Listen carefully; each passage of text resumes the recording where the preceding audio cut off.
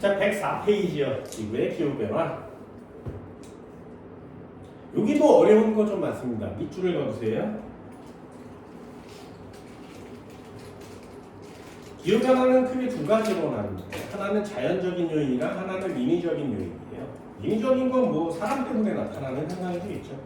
자연적으로 나타나는 기후변화가 있습니다. 2번에 보면 기후변화의 자연적 요인이라고 써있어요. 그게 천문학적 원인에 의해서 기후가 변한다 했었죠. 세차운동 별표예요. 주기를 외우세요. 자전축이 약 됐어요? 그걸 외우는 거예요. 그걸 외우세요. 여기 숫자 되게 많이 나오거든요. 맨 아래 보면 지구의 자전축 기울기 변화 이렇게 써 있어요. 지구의 자전축은 23.5도 기울어져 있는데 주기가 맨 아래쪽에 41,000년 보이니? 거기다 밑줄이에요.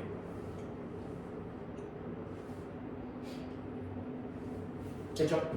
105페이지에 가면 3번, 중간에 3번 있어요. 동그라미 3번. 지구의 공전궤도 20일 변화. 지구의 공전궤도는 약 주기 또 나왔지. 10만 년 밑줄입니다. 얘는 숫자들이 커서 좀 그렇고요. 맨 아래쪽에 보면 4번 태양의 활동의 변화 이렇게 써 있거든요. 점 두 번째 태양 흑점수는 약 11년 주기 됐나요?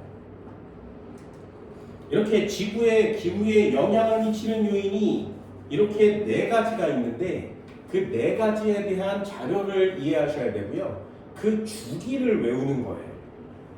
그럼 각각 그 네 가지 요인에 의해서 어떻게 기후가 달라지는지를 잘 이해하셔야 여기 부분도 해결이 되겠죠.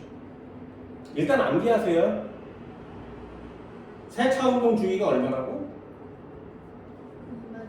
네. 아래쪽에 자전축 기울기 변화가 얼마라고?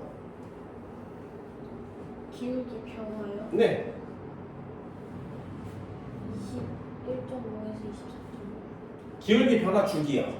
주기는 4만. 네. 41,000. 그리고 20일 변화 주기는 얼마? 10만. 됐어요? 흑점 변화 주기는 얼마? 11만. 여기까지 됐지. 그거 외우시는 겁니다.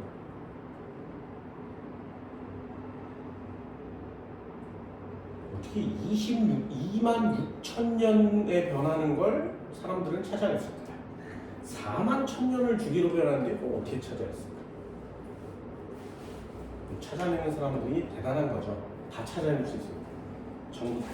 뒤쪽을 넘겨보면 106페이지에 내적 요인이라는 것도 있어요. 외적 요인은 천문학적 내용이고요. 내적 요인은 지표면의 상태 변화 이런 거 있고요. 투과율 변화 이런 거 있고요. 수력 분포 변화 이것도 시간이 진짜 오래 걸리겠죠.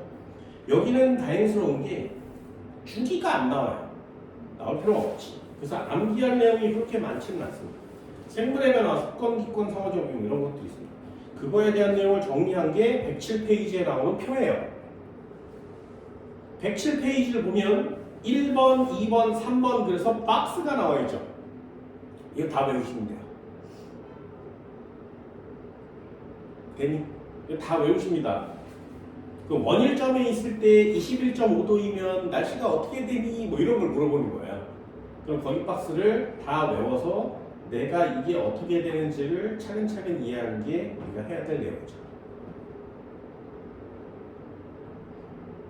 외울 거예요? 외울 거예요? 외워야지 어떻게 할 거야? 자, 104페이지부터 잠깐 하나 해볼까요? 기후. 일단 기후에도 시간이 옵니다. 날씨가 있고요. 기후가 있어요. 차이점이 뭔지 아니? 날씨는 네 비교적 짧은 시간 동안에 얘는 비교적 긴 시간 동안에 됐나요? 그럼 긴 시간이면 이 긴 시간은 도대체 기준이 얼마야? 써있어요 책에. 밑줄을 그세요. 기후는 어느 지역에서 오랜 기간 동안 얼마? 30년. 와 이런 걸 배우고 나면 완전 상식의 천재가 되겠죠. 기후는 30년 동안의 날씨의 종합적인 상태 기후라고 합니다. 그 그럼 시간 하나 나왔죠? 기후는 30년이요. 기후 변화는 자연적 기후 변동의 범위를 벗어나 평균적인 상태로 돌아오지 않는 기후계의 변화를 나타낸 것이다. 기후는 지구에 도달한 태양 복사 에너지량, 대기 구성 성분, 지표면의 상태 등에 영향을 받는다. 최근에는 인간의 활동이 지구 기후 변화에 큰 영향을 주고 있다. 당연한 내용이고요. 지구의 변화 요인, 그래서 자연적인 요인과 인위적인 요인 두 가지로 나누는 거고요. 자연적인 요인은 지금처럼 외적인 요소, 내적인 요소 이렇게 나누는 겁니다. 됐죠? 그래서 지금 봤던 주기에 대한 내용이 나오는 건 외적인 요인이고요. 두 번째 장에 나오는 내용은 내적인 요인이에요.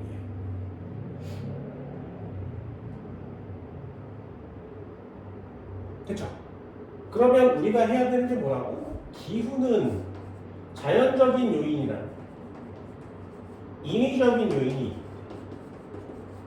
자연적인 요인은 다시 둘로 나누면 외적인 요인이나 내적인 요인이 있다 했어. 그죠? 그럼 외적인 요인을 우리는 주로 네 가지를 배울 거니까 뭐라고? 첫 번째, 세차 운동. 두 번째, 자전축 변화. 세 번째, 이식률. 네 번째, 흑점. 됐죠? 몇 년? 계속 하면서 그냥 외우시면 돼요. 2600만. 2만 6천. 네, 이제 세차하는데 26,000원. 세차할 때 26,000원 필요해요. 자동에서 세차 해봤어요? 세차할 때 26,000원 내야 돼. 됐어요? 자전축의 기울기 변화. 4만 1천. 네, 41,000원. 이거 비싸요. 자전축이 변하는 건 좀 비싸니까. 이식률 변화. 10만. 됐어요? 흑점 변화. 11년. 여기까지 되니? 몇 년인지 잘 외우셔야 됩니다. 이 중에 제일 긴 거 뭐라고? 제일 비싼 건 뭐예요? 자전축. 진짜요? 다시 한번. 얼마? 2만 6천. 얼마? 4만 천. 얼마? 10만. 이거 비싸잖아요. 근데요, 제일 시간 오래 걸리는 거 이식률 변화. 그럼 제일 짧은 건 흑점 변화가 되겠죠. 태양의 주기가 흑점 변화가 제일 짧습니다. 그래서 항상 이렇게 주기가 나오면 숫자 헷갈릴 때 있거든요. 숫자 헷갈리면 하나씩 계속 반복하면서 외우세요. 됐죠? 그럼 여기 중에 외적 요인 중에 세차 운동부터 시작합시다. 세차 운동이 뭐니? 그러면 지구의 자전축이 26,000년을 주기로 지구의 자전 방향과 반대 방향으로 회전하는 현상을 세차 운동이라고 합니다. 들어는 봤나요? 세차 운동? 세차 운동이 뭐냐면 이렇게 세워 있는 자전축에서 얘가 이렇게 빙글빙글 돌잖아요. 그런데 지구는 이렇게 기울어진 상태로 빙글빙글 돌죠. 23.5도 기울어져 있어요. 이 자전축이 이렇게 변하는 건 뭐라 그래? 그건 자전축 변화라 그래요. 세차 운동은 뭐야? 회전하는 거거든요. 회전. 이렇게 생긴 기울어져 있는 지구가 이렇게 도는 거예요. 이걸 세차 운동이라 그래요. 다시 한번. 지구가 돌고 있는 지구가 자전축이 이렇게 왔다 갔다 하는 걸 뭐라고 한다고? 이건 자전축 기울기 변화. 근데 이렇게 기울어진 상태에서 이게 도는 거예요. 이렇게. 세차 운동이라고 합니다. 문제가 왜 세차 운동이 중요한 거냐면 해볼게. 이거 기본기만 있으면 되게 쉽거든요. 태양이 있었어요. 태양 주위를 지구가 이렇게 돌겠지, 그지? 됐죠? 자전축이, 지구가 있으면 자전축이 똑바로 서 있지 않고 기울어져 있단 말이죠. 됐나요? 그럼 우리나라는 여름이니 겨울이니? 그게 첫 번째예요. 얘를 보고 맞추는 거예요. 그럼 이 상태로 이렇게 기울어져서 이렇게 돌아서 여기까지 오겠죠. 그러면 여기까지 와도 이렇게 생긴 거예요. 이렇게 돕니다. 됐죠? 그럼 여기서부터 여기까지 오는데 며칠 걸려? 몇 년? 반년? 네, 이건 반년. 왜? 태양 주위를 얘가 한 바퀴를 도는데 1년이 걸릴 거니까. 그럼 여기가 반년 그럼 좀 어감이 안 좋으니까 6개월이 걸립니다. 그죠? 그러면 6개월이 걸렸으니까 한 군데는 여름일 거고요. 한 군데는 겨울일 거예요. 그걸 맞추는 게 우리가 해야 되는 지구의 첫 번째예요. 기후가 변할 건데 기후가 변할 걸 어떻게 하니 여름인지 겨울인지 맞추는 거거든요. 그래서 여름이면 나중에 주기가 한 13,000년 지나면 올라가니 내려가니 이걸 맞추는 게 기후변화예요. 그러니 가장 기본은 여름이 어딘지 겨울이 어딘지 맞추는 겁니다. 그 맞추는 방법은 되게 쉬워요. 이렇게 기울기가 이렇게 열렸으니까 적도를 일단 그리시고요. 그럼 우리나라가 여기 있는 거 맞지? 북반구에 있습니다. 되니? 그럼 태양에서 이렇게 태양빛이 내려칠 겁니다. 됐죠? 그럼 태양빛이 지금 북반구를 비치고 있지. 그럼 이쪽 것도 한번 해볼게요. 이렇게 가 있으면 지구에 우리나라 여기 있지. 그럼 이쪽으로 가 있으면 태양빛이 이렇게 비추면 지금 남반구를 비추고 있는 거 맞죠? 이해됐어요? 그럼 우리 지구에 우리나라의 태양빛이 직접 머리 위에서 내려오니 여기가 좀 뜨거울 거예요. 그래서 태양 쪽으로 자전축이 기울어져 있으면 이게 여름입니다. 그죠? 이게 겨울이에요. 됐나요? 이게 첫 번째 내용이에요. 그래서 다시 한번 태양이 여기 있대.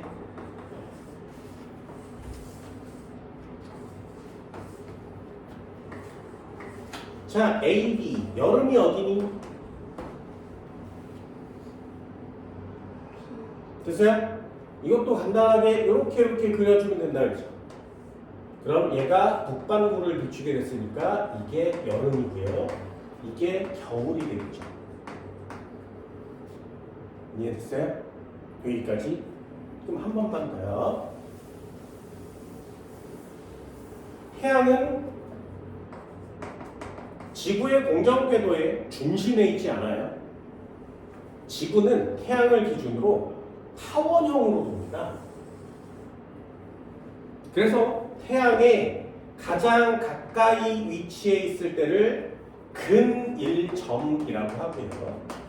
빙 돌아서 가장 멀리 떨어져 있을 때를 원일점이라 그래요. 어디가 여름이니?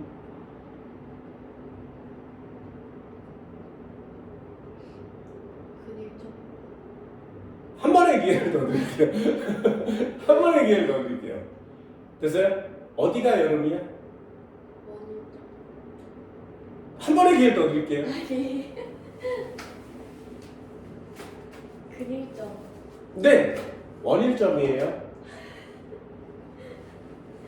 왜 그런 거야? 지금 두 개를 합쳐봅시다.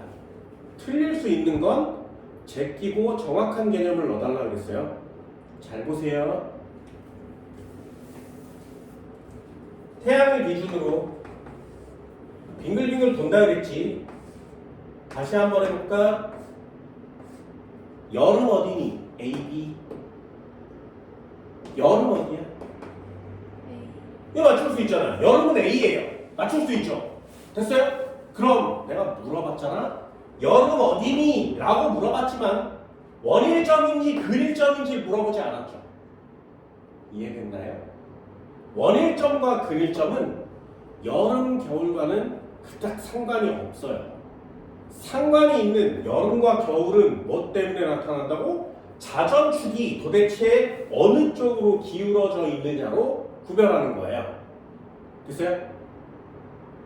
이것도 생각보다 되게 많이 변하기 때문에 그렇습니다. 그래서 첫 번째 내용은 여름이 어디니를 찾을 때 자전축이 어느 쪽으로 기울어져 있는지를 먼저 찾으시는 거예요. 그럼 지금 태양을 기준으로 동그라미로 이렇게 돌 때가 있고 넓적하게 돌 때가 있습니다. 거기 그림처럼 이렇게 돌 때가 있고요. 이렇게 멀어져서 돌 때가 있어요. 이게 105페이지에 나와 있는 그림이에요.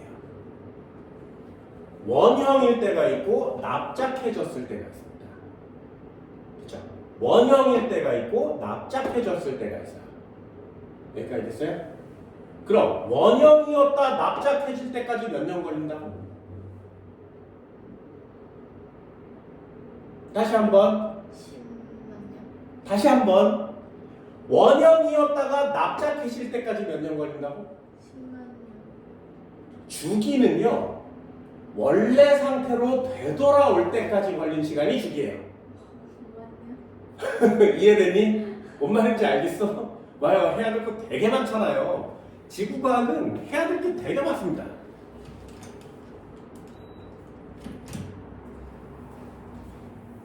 여기까지 됐어요? 그럼 동그라미 원형이었다가 타원이 될 때까지 5만 년이 걸렸다가 타원일까가 다시 동그라미가 될 때까지 또 5만 년이 걸려서 이 주기가 10만 년인 거예요. 그럼 지구에 내가 지금 살고 있잖아요.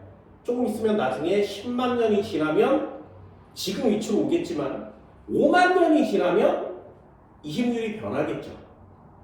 됐죠? 그럼 지금 내가 살고 있는 지금 현재의 지구의 여름은 어느 점이니? 이걸 물어볼 거야. 됐나요? 지구가 어떻게 생겼다고? 이렇게 있으면 이렇게 생겼어요. 자, A, B. 어디가 여름?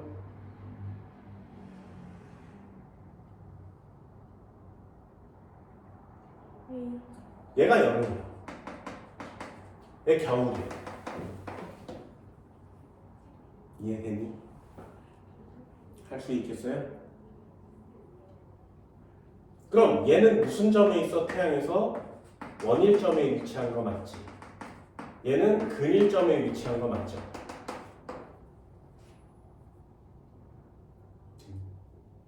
놓치지 마세요. 가까이 있으니까 뜨거워요 여름 이렇게 쓰는 게 아니에요. 자전축의 기울기가 어느 방향으로 기울어져 있는지가 계절에 영향을 미치는 겁니다.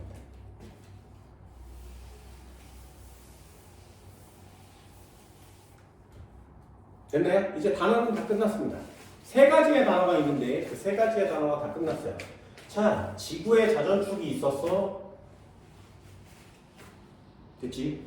그럼 가운데를 기준으로 이 녀석은 회전한다 그랬어요. 이렇게. 어떻게 회전한다고? 이렇게 생긴 애가 이렇게 도는 거예요. 이렇게. 됐죠? 그럼 이쪽으로 기울어져도 자전축은 얼마 기울어진 거야? 23.5도. 그럼 얘가 똑바로 서 있으면 0도겠죠? 아니요. 똑바로 선 적이 없어요. 이렇게 된 다음에 이렇게 돌죠. 입체적으로. 그럼 얘가 이렇게 와 있으니까 자전축의 기울기는 이쪽 방향으로 23.5. 돌아서 저 뒤로 가면 이렇게, 여기 중심축이니까 이렇게 기울어지죠. 기울기도 23.5. 이렇게 빙글빙글 자전축 자체가 회전하는 걸 세차 운동이라고 해요.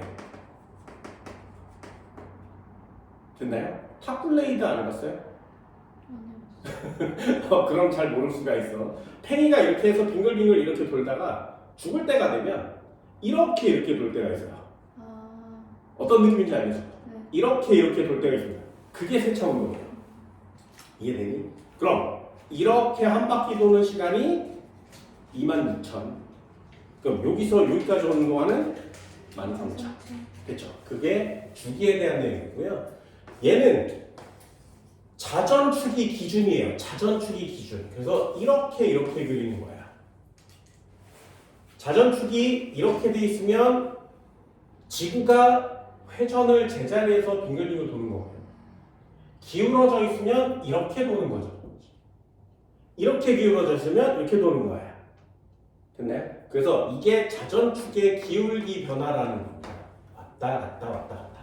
그러니까 중심이 밖에 있냐 안에 있냐의 차이예요. 이게 자전축 기울기 변화.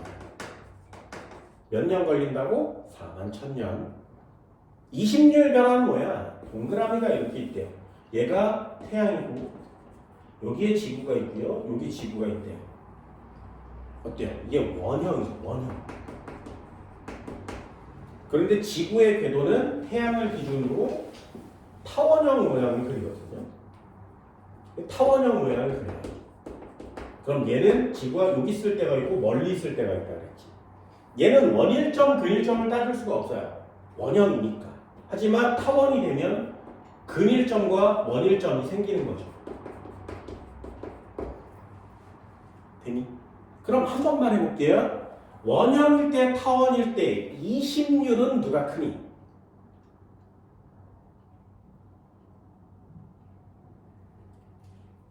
됐나요? 이심율이 무슨 뜻이야? 이는 이사 간다는 뜻이에요. 멀리 떨어져 있다 이런 뜻이고요. 심은 중심이란 뜻이에요. 그 비율을 물어보는 거죠. 중심에서 떨어진 비율이 누가 크니? 얘는 크죠. 그래서 이심률을 어떻게 구하냐면 긴 반지름분의 짧은 반지름을 구해요. 긴 반지름, 짧은 반지름. 그 차이가 크면 이심률이 큰 거예요. 이해됐나요? 그럼 이심률은 긴 반지름과 짧은 반지름의 비율을 비교하는 건데 얘가 훨씬 차이가 크죠.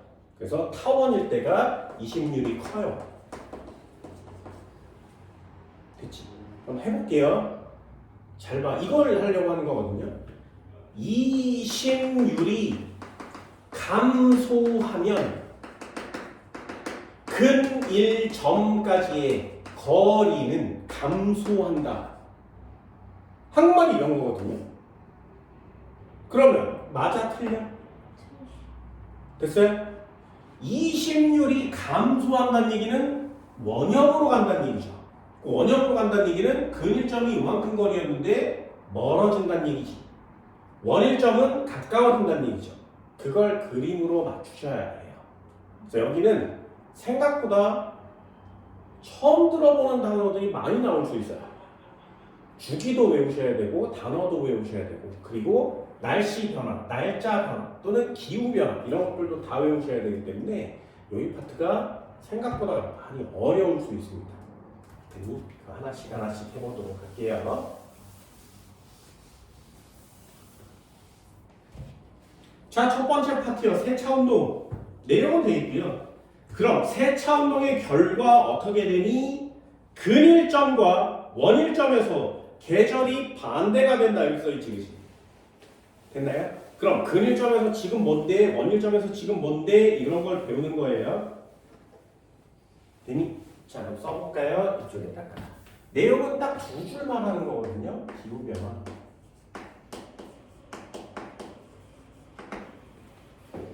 기후변화는 자연적 요인이다. 그리고 인위적 요인이다. 이 자연적 변화 중에 내적인 변화와 외적인 변화가 있다고 했어요. 우리는 첫 번째 외적 변화를 먼저 한다고 했습니다. 1번. 자연적 변화 중에 외적 변화는 뭐니? 그러면 일단 네 가지는 쓰셔야 되겠죠. 첫 번째가 뭐라고? 세차 운동입니다. 두 번째가 뭐라고? 자전축의 변화입니다. 세 번째가 뭐라고? 이심률 변화죠. 네 번째가 뭐라고? 태양의 주기, 흑점 변화예요.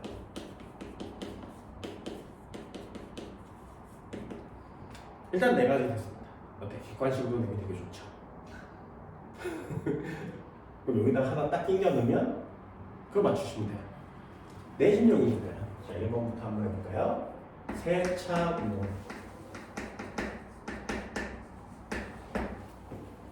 자, 세차 운동. 지구의 자전축의 기울기 변해 안 변해? 안 변해요. 여기서 자전축의 기울기가 변하면 여기에 자전축 변화를 따로 할 필요가 없잖아요. 이해되니? 자전축의 기울기는 변하지 않아요. 중요합니다. 주기는 얼마나고? 26,000. 네, 26,000원. 됐죠? 뭐가 변한다고? 그걸 꼭 밑줄을 넣으세요. 자전 방향과 반대 방향. 주기로 지구의 자전 방향과 반대 방향으로 회전하는 현상.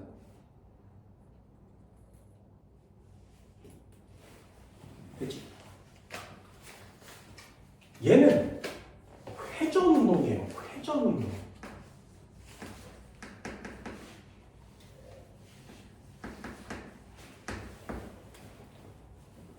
자전축의 기울기는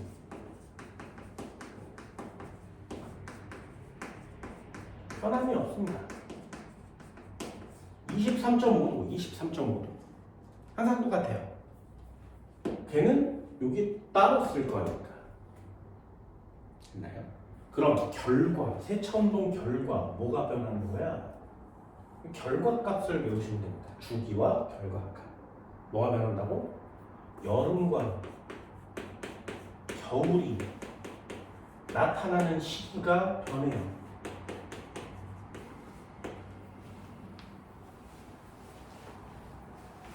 네. 내용은 되게 쉽죠. 그럼 언제가 여름이고 언제가 겨울이었는데 어떻게 변하니가 중요한 거예요. 얘를 한번 더 볼까요? EX. 태양을 기준으로 이렇게 그려요. 가까울 때와 멀 때. 지금 현재는 이렇습니다. 현재는 이렇게 생겨서 이렇게 생겼죠. 어디가 여름? 몰라요. 왜? 자전축을 안 그려줬으니까. 되니 현재는 어디가 여름? 이렇게 생겼단 말이죠. 이렇게. 되니? 그러면 요 녀석은 근일점이고요. 얘는 원일점에 위치해 있죠. 그럼 어디가 여름? 얘가 여름. 되죠? 얘가 여름. 얘가 겨울. 되니? 내가 고등학교 때도 중학교 때도 이렇게 외웠어요. 왜 내가 5만 살은 아니잖아요. 10만 살은 아니겠지. 13,000살도 아니겠지. 그러니까 내가 고등학교 때나 중학교 때나 지금이나 변함이 없다는 얘기죠. 그럼 어떻게 외운다고? 그냥 외우세요. 근일점 겨울 이렇게 외우는 거야. 됐죠? 원일점 여름. 야, 이걸 어떻게 틀리니? 틀릴 수가 없죠. 외워졌나요? 지금 현재는 근일점이 겨울이에요. 원일점이 여름이에요. 됐나요? 그러면 자전축이 세차운동에서 어떻게 바뀐다고? 변할 거야. 몇 년 뒤면 변하겠니? 26,000년 뒤에요. 아니요. 26,000년 뒤에는 원래 상태로 되돌아오니까 변할 때는 얼마야? 13,000년 뒤가 되면 뭐가 변한다고? 자전축과 경사 기울기와 원일점, 근일점은 변하지 않아요. 뭐가 변해? 중심축으로 얘가 반대로 돌아버리는 거죠. 되니? 그래서 이쪽에 이렇게 놔두고 여기다가 놔두면 이렇게 돌아서 자전축이 이쪽 방향을 향하게 되는 거예요. 되니? 그럼 여기는요. 근일점인데 무슨 계절이 된 거야? 네, 여름이 된 거죠.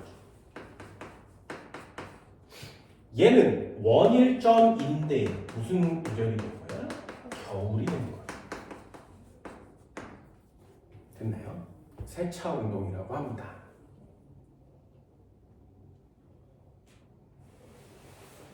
어때요? 내용을 그냥 간단히 정리하고 나면 별것도 아니죠. 그치? 그러면 요때 자전축 기울기는 얼마야? 23.5도라면 요때 자전축 기울기는 얼마야? 23.5도. 뭐 어느 위치에 있나 23.5도 기울어져 있는 건 맞죠? 그래서 자전축의 변화는 없고요. 지구가 외부에 있는 중심축을 기준으로 빙글빙글 도는 현상을 세차 운동이라고 합니다. 이해됐어요? 요거 신경 쓰시면 돼요. 현재를 외우고 나중을 외우는 거죠. 그럼 지금으로부터 13,000년 지나면 근일점은 기온이 올라가겠니 내려가겠니? 됐어요? 네, 그런 걸 시험 문제 낸단 말이죠. 그러면 13,000, 지금 근일점은 겨울인데 13,000년이 지나면 여름이 될 거니까 온도는 높아지겠네. 그러면 지금 우리나라는 크리스마스가 겨울이잖아요. 호주는 크리스마스가 여름이잖아. 13,000년 뒤가 되면 우리나라가 여름이 되고 호주가 겨울이 되겠죠. 지금 되게 공평한 거지. 되게 공평한 거죠. 우리나라는 술록 타고 산타 할아버지가 북쪽에서 내려오지만 호주에서는 산타 할아버지가 선글라스를 끼고 서핑을 타면서 온다네요. 그럼 우리나라도 13,000년이 지나면 바뀌었겠죠. 지구가 45억 살이잖아. 그죠? 그리고 인간이 태어난 지도 100만 년 정도가 됐어요. 그렇다면 이걸 꽤나 많이 반복했다는 얘기죠. 지구의 역사로 따지면 세차운동 주기는 그렇게 긴 주기가 아니에요. 그러면 북반구에 살던 사람들이 와 졸라 추워 이러고 있었는데 세월이 지나고 나면 따뜻해 이렇게 될 수 있는 거죠. 너무 더워요. 공룡은 2억 년을 살았어요 지구에서. 그럼 공룡도 대를 이어서 티라노가 그 티라노를 낳고 티라노가 또 티라노를 낳았을 거 아니야. 그럼 걔네들도 가운 모임이 있을 거 아니야. 그리고 막 전에 내려오는 이유가 유언도 했을 거 아니야. 그럼 걔네들 무리에서 이렇게 전해 내려오는 전통으로 따져보면 우리 동네는 13,000년이 지나면 추워진다, 더워진다 이렇게 얘기할 수도 있겠죠. 그게 이 녀석이에요. 지구의 역사로 보면 이런 외적 변화는 굉장히 급변하게 일어나는 겁니다. 어떻게 찾아요? 온도를 옛날부터 재본 적이 없을 거예요. 신기하지. 이런 걸 찾는 사람들은 정말 대단하다. 근데 두 번째도 한번 해볼까요? 자전축 변화.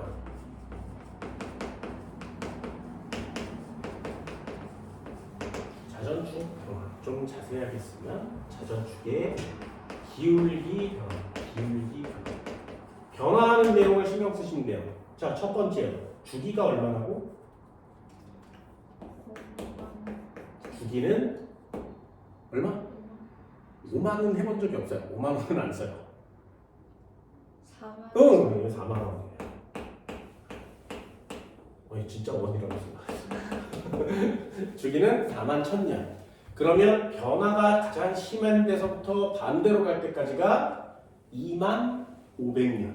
그래서 약 2만 년이 걸리면 한 번씩 변하는 거죠. 얘보다는 조금 더 오래 걸리죠. 자전축 변화가 되게 지구과학으로 따지면 짧은 시간이지만 이런 것들에 비하면 꽤 엄청나게 긴 시간이거든요. 자전축이 섰다가 누웠다가 이걸 반복합니다. 그럼 이 녀석도 한번 해볼게요. 잘 보세요. 얘는 두 번째 내용도 한번 봅시다. 자전축의 기울기 변화 이렇게 써있죠. 자전축이 변하는 거거든요. 완전 눕거나 뒤집어지거나 하는 게 아니라 21.5, 24.5. 얘는 21.5에서 24.5 이렇게 왔다 갔다 하고 있어요. 지금 우리는 자전축을 23.5라고 알고 있거든요. 그러면 지금 막 변하고 있는 중간인 거지. 그죠? 계속 변해가고 있는 겁니다. 그러면 뭐가 변하니? 됐어요? 그러면 여기처럼 세차운동은 주기가 이만큼이래. 그러면 뭐가 변한다고? 여름과 겨울의 위치가 달라져요. 그럼 얘도 마찬가지. 자전축의 기울기 변화가 주기가 41,000년이래. 이렇게 왔다 갔다 한대. 그러면 뭐가 변한다고? 그러면 여기다가 두 줄을 정리하시면 돼요. 해볼까요? 태양이 있었어. 지구가 이렇게 서 있다면 지구가 이렇게 똑바로 서 있을 때가 있고요. 태양이 있었어. 지구가 이렇게 서 있을 때가 있어. 태양이 있었어. 지구가 이쪽 방향으로 기울어져. 우리나라 여기 있고요. 왜 여기 있고요? 우리나라 여기 있어요. 자, 1번, 2번, 3번 중에 우리나라에서 태양의 남중고도가 가장 높을 때는 언제일까요? 1번. 됐나요? 그럼 여기 때가 가장 뜨거울 때가 되겠죠. 그 다음에 차가워지겠죠. 점점점. 이해되니? 그럼 남중고도가 변하니 기온이 달라지는 거예요. 예를 들면 얘는 이렇게 쪼여지면 낮이죠. 자전축이 이렇게 생겨요. 기울어져 있으니까 이쪽으로 이렇게 기울어져 있으니까 빙글 돌면 밤 되지 않겠니? 다시 돌면 낮이 되지 않겠니? 빙글 돌면 밤 되지 않겠니? 그럼 밤과 낮의 기온차는 커지겠니? 작아지겠니? 얘는요. 밤과 낮의 기온차가 커질까요? 작아질까요? 또는 1년 중에 더울 때와 추울 때의 차이는 어떠니? 그걸 물어보는 거예요. 그럼 여기다가도 한번 써볼까요? 얘는 뭐가 변한다고? 남중 고도가 변한다. 그러면 기온의 연교차가 변하는 거거든요.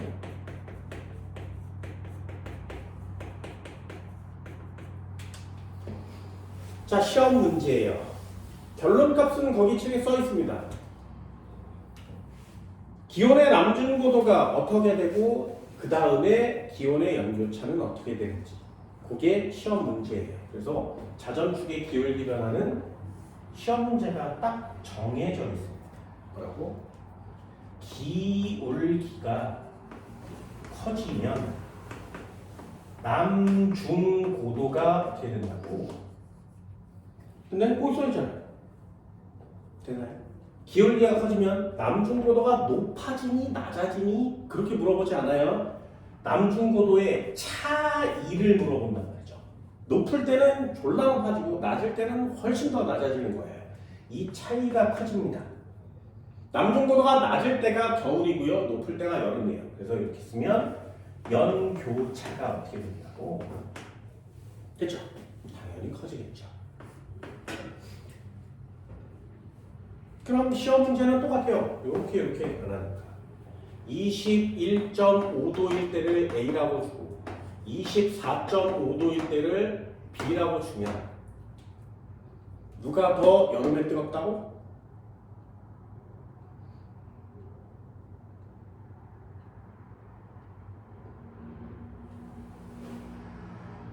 누가 더 겨울에 차갑다고? 그럼 한 번만 더요. 누가 더 남중고도가 높다고? 다시 한번 외워볼까요? 기울기가 크면 남중고도의 차이가 커요. 됐나요? 그러면 연교차가 커요. 그럼 기울기가 커질수록 남중고도가 가장 높을 때와 남중고도가 가장 낮을 때가 차이가 큰 거죠. 두 번째, 여름과 겨울의 온도차가 큰 거지. 이해되니? 그럼 여름과 겨울의 온도차는 누가 크다고? 얘가 크다. 남중고도의 차이 누가 크다고? 얘가 크다. 되셨나요? 그게 요거 한 줄이에요. 시험 문제가. 그래서 빨간색으로 표시된 시험 문제는 반드시 꼭 해줄 수 있도록 합니다. 어렵지 않죠? 그럼 0도가 됐을 때 있니? 똑바로 쓸 때 있어요? 없어요. 똑바로 쓸 때는 없습니다. EX 얘도 그림 한번 그려볼까요? 지구가 있었는데 이렇게 똑바로 서 있으면 그걸 0도라고 하거든요. 이렇게 해서 그리면 요만큼 21.5도입니다. 얘를 좀 이렇게 기울이면 너무 많이 기울였나? 24.5도의 기울기를 보이는 거고요. 지금 현재는 이렇게 생겨서 23.5도인 기울기를 보이는 거죠. 그럼 21.5도를 여기다가 그릴 거고요. 24.5도인 경우를 여기다가 그릴 거예요. 됐어요? 그럼 다시요. 21.5도에서 24.5도가 될 때까지 몇 년 걸린다고?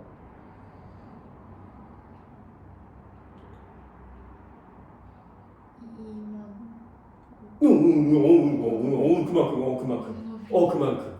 여기에서 여기까지 오는 동안 25,500년이 걸립니다. 다시 되돌아가면 또 25,500년, 그래서 41,000년이 걸릴 거니까요.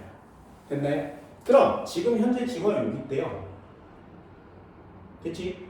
그럼 얘가 21.5도로 가게 되면 어떻게 되겠니? 기울기가 감소하죠. 그럼 남중고도의 차이는 감소하죠. 연교차는 작아지는 거예요. 그럼 23.5도에서 24.5도 쪽으로 가면 어떻게 돼? 기울기가 커지니까 남중고도의 차이는 커집니다. 연교차도 커지겠죠. 되니? 이해했어요? 그럼 한 번만 더요. 23.5도에서 21.5도 쪽으로 가면 우리나라 여름은 뜨거워지니 차가워지니?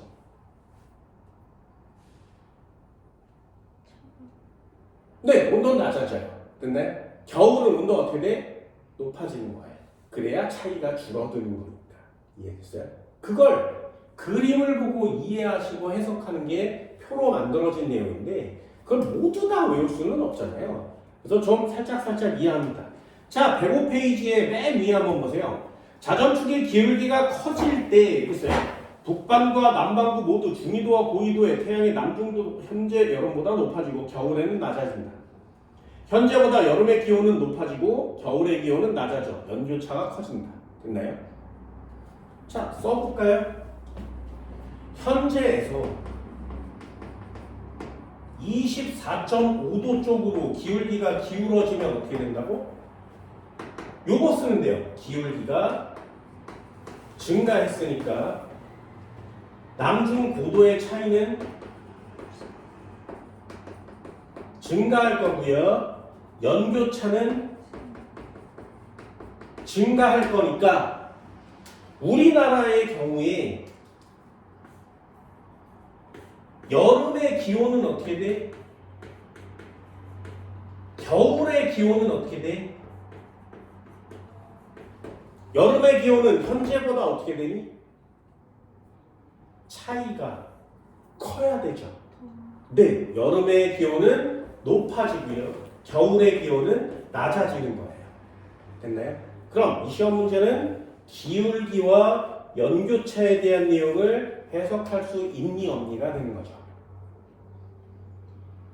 둘 중에 하나만 제대로 잘 해주시면 시험 문제가 많이 까다롭지는 않을 겁니다만 요걸 하나씩 이해하셔야 돼요.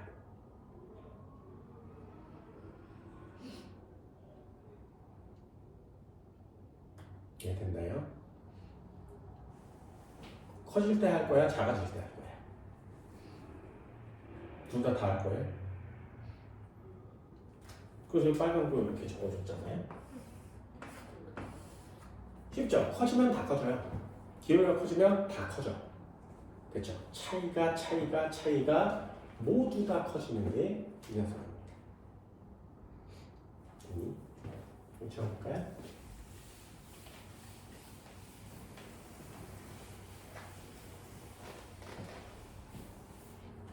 세 번째도 한번 볼까요?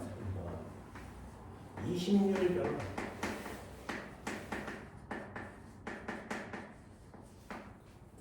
자, 20률 변화. 항상 주기와 상태 이 두 가지를 외우는 겁니다. 주기는 몇 년? 10만 년. 됐죠? 20률이 커졌다 작아졌다를 10만 년 동안 반복합니다.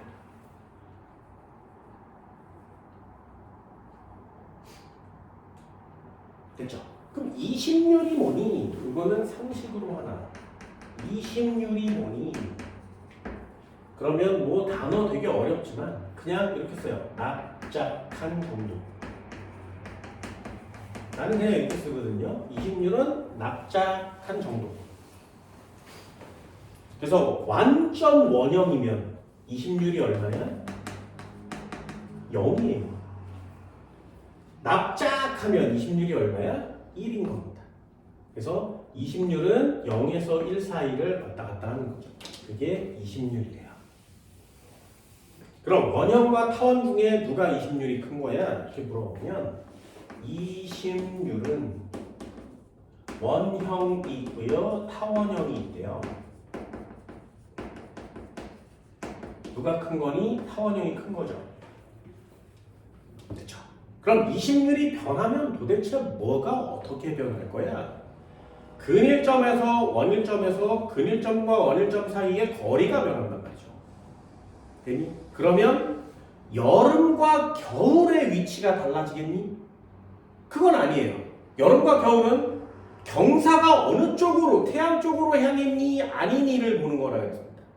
여름과 겨울의 계절의 달이 변하는 게 아니라 온도가 변할 거거든요.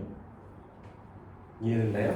그래서 차근차근 하나씩만 태양이 있었어. 완전 동그란 가운데다 놓을까요? 책처럼 태양이 있었대. 완전 동그라면 여기에 지구가 있고요. 여기 지구가 있겠죠. 기울기가 이렇게 기울어져 있다면 됐어요? 그럼 얘가 여름인 거 맞지?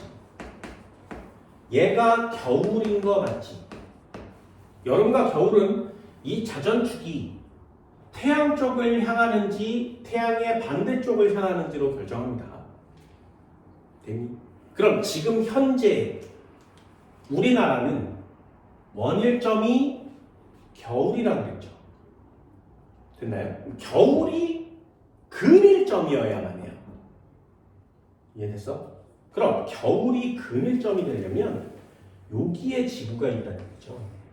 그리고 여기에서 이렇게 생긴 타원 궤도를 이렇게 도는 겁니다. 됐니? 그럼 얘는 이렇게 기울어져 있고요. 여기에 지구가 와 있을 때 이렇게 기울어져 있는 거죠. 됐나요? 그럼 잘 보세요. 여기서 여기까지 오는데 몇 년 걸린다고? 여기서 이렇게 오는데 5만 년이 걸리겠죠. 그럼 5만 년이 걸리는 동안 얘는 겨울이었어요. 이 앞에 거는. 아니 겨울. 뭔 말인지 알겠니? 되게 중요한 거야. 그럼 얘는 겨울이에요. 그대로.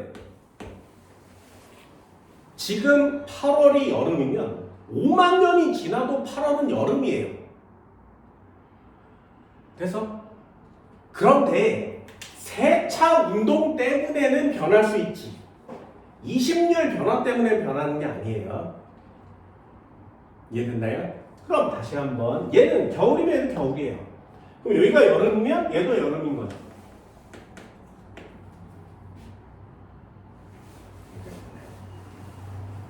그럼 질문. 20률이 커지면 둘 중에 어떤 게 큰 거라고? 타원이고. 겨울의 온도는 어떻게 되겠니? 멀리 있는 것보다 가까이 와졌으니까 네, 따뜻해져요. 그러면 얘는요. 20률이 커지면 여름의 온도는 어떻게 돼? 그럼 마지막 하나요. 20률이 커지면 연교차는요. 아니 잠깐. 작아지는. 네. 항상 그거 맞추는 거라고 했습니다. 20률이 커지면 연교차입니다. 이해됐어요? 자, 어떤 거 물어보는지 알겠지? 어떤 거 물어보는지 알겠지?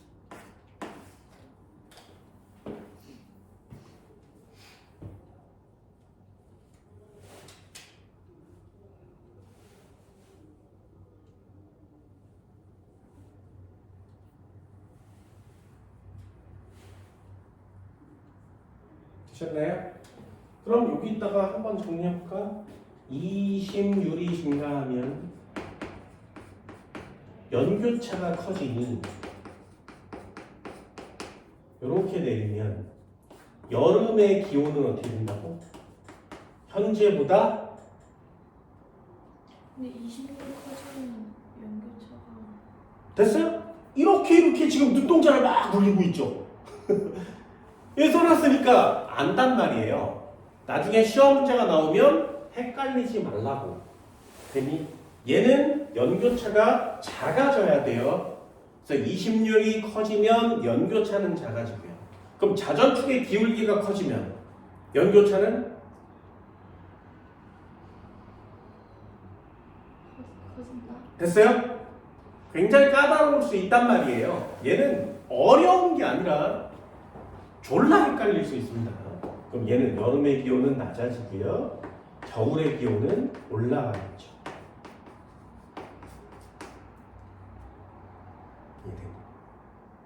할 수 있겠어요? 진짜지? 뭐 내가 하는 건 아니지. 여러분들이 내가 할 건 아니에요.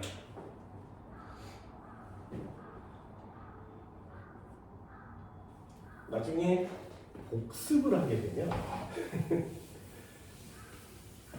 되게 어려울 건데 차라리 이렇게 그림을 그려주는 거 괜찮습니다. 마지막 하나 볼까요? 태양의 활동 변화. 여기까지만 하고 잠깐 할게요. 태양의 활동 변화. 태양의 활동이 활발하면 지구에 돌아가는 태양 곡선 에너지는 증가합니다. 그래서 그 다음 밑줄이요. 항상 원인 값이 있으면 결과 값이 있거든요. 그걸 체크하는 거예요.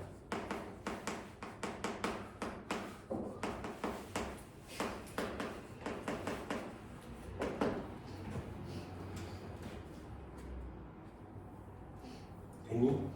자, 태양의 활동 변화. 주기는 몇 년? 11. 네, 11년이요. 됐니? 내용은 되게 쉽습니다. 태양이 활발해지면 태양의 활동이 활발해지면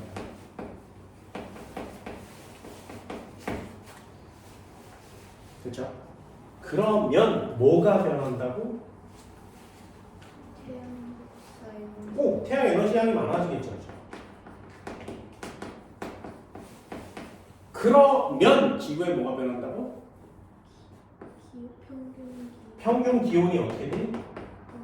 네, 평균 기온이 상승합니다.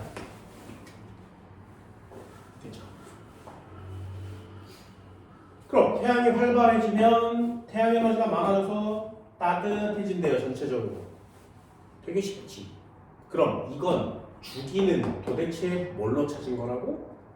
그게 흑점수 변화예요. 흑점수가 많을 때와 적을 때가 있어요. 그 주기가 몇 년이라고?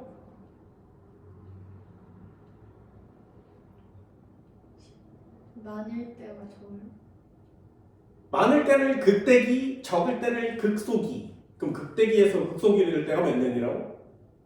5년 반. 네, 됐어요? 이해됐어? 항상 주기를 애들이 신경 쓰기 때문에 이거랑 다른 답이 나오면 틀리게 하는 사람이 있습니다. 그래서 언제나 반복하는 거예요. 그럼 흑점수가 어떻게 되면 태양이 활발하겠니?를 물어보겠죠. 흑점수가 많으면 태양은 활발해요.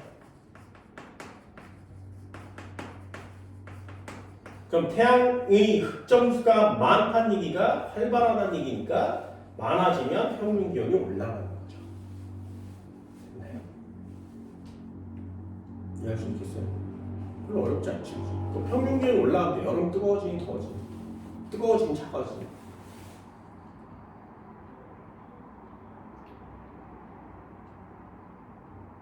뜨거워진다. 겨울은 뜨거워진다. 네, 전체적으로 이렇게 조금씩 올라가겠죠. 그래서 얘 흑점수에 영향을 받으니까 흑점수에 체크를 해줄 수 있도록 합니다.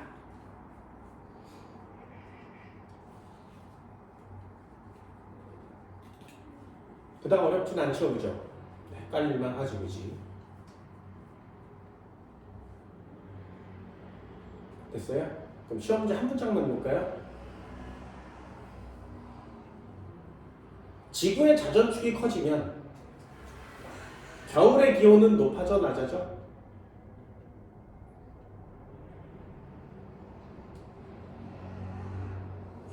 자전축이 커지면요? 그럼 세 번째 하나 두 번째 칸이요.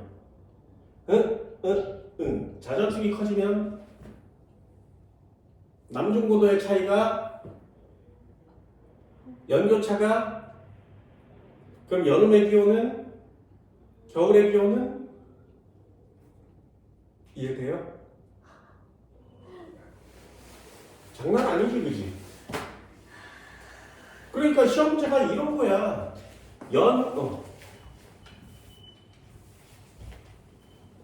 저기서부터 할 거야. 이심률이 감소하면 겨울의 기온은 높아진다.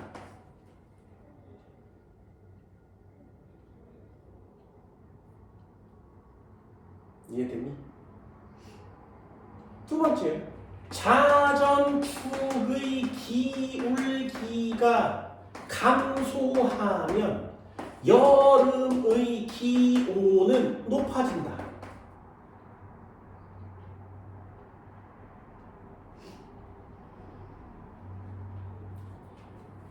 만 3천년 후에는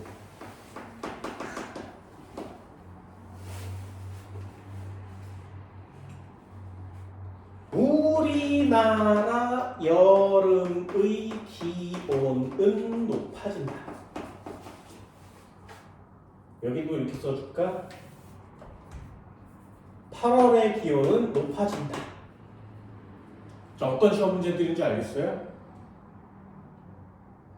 해볼까? 이심률이 감소하면 연교차는요 올라가야 되죠. 20률은 반대로 움직이니까. 나는 이렇게 배우거든요. 20률은 반대로 움직여요. 감소하면 커지고 커지면 작아져. 그럼 연교차가 커지려면 여름과 겨울의 차이가 커져야 되죠. 여름은 올라가고요. 겨울은 내려가야 이 차이가 커지지 않겠니? 그럼 겨울은 이해됐어요?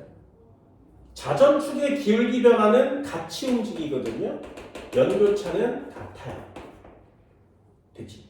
자전축의 기울기가 커지면 남중고도 차이가 커져서 연교차도 커져요. 그래서 내가 아까 수업 시간에 뭐라고 했어? 자전축의 기울기가 커지면 다 커져요. 이렇게 얘기했어요. 연교차가 커지 않습니다. 기울기가 감소하면 연교차는 작아져요. 연교차가 감소하면 겨울은 올라오고 여름은 내려가겠죠. 여름은 내려갑니다. 그럼 13,000년 후에 우리나라 8월의 기온은 지금 우리나라 8월의 여름 기온은 높죠. 13,000년이 지나면 우리나라는 8월에 겨울이 된다 그랬어요. 기온은 낮아지겠지. 이해되세요? 이런 거 하는 거야, 이런 거. 이런 거. 그래서 가르치는 입장에서는 그냥 내용 정리만 톡 하고 쭉 넘어가면 되거든요. 그럼 다 틀려와요. 다 틀려와요. 왜? 잘 이해를 해주고 요 그림을 잘 그릴 수만 있다면, 그리고 자전축을 잘 볼 수만 있다면, 여름과 겨울이 어딘지를 잘 비교할 수만 있다면, 그러면 그림으로 이해하는 게 훨씬 더 괜찮거든요. 학생들이 이걸 지구과학이니까 암기를 해서 풀려고 해요. 암기를 해서 풀면 생각보다 엄청나게 까다로울 수 있습니다. 107페이지 이걸 또 언제 외울 건지. 나는 안 외울 거니까.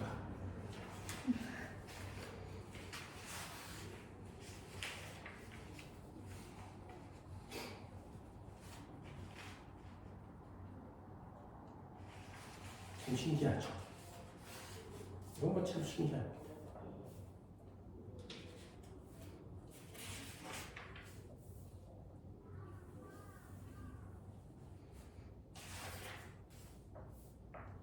문제 하나만 할까요?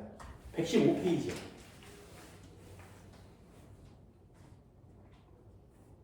2번부터 한번 해볼게요. 자, 2번이 나왔대요. 현재 지구의 자전축 경사 방향을, 이 경사 방향을 보고 뭘 찾는 거라고? 여름과 겨울을 찾는 거예요. 됐죠? 경사 방향, 여름과 겨울 찾는 거고요.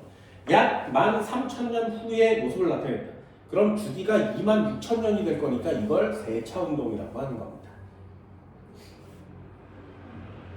그럼 A 지점, 가의 A 지점 한번 볼까요? 가의 A 지점. 여름이니 겨울이니? 됐어요? 그럼 얘는 근일점이야 원일점이야? 원일. 네, 원일점이니까 여름이에요. 지금 북반구는.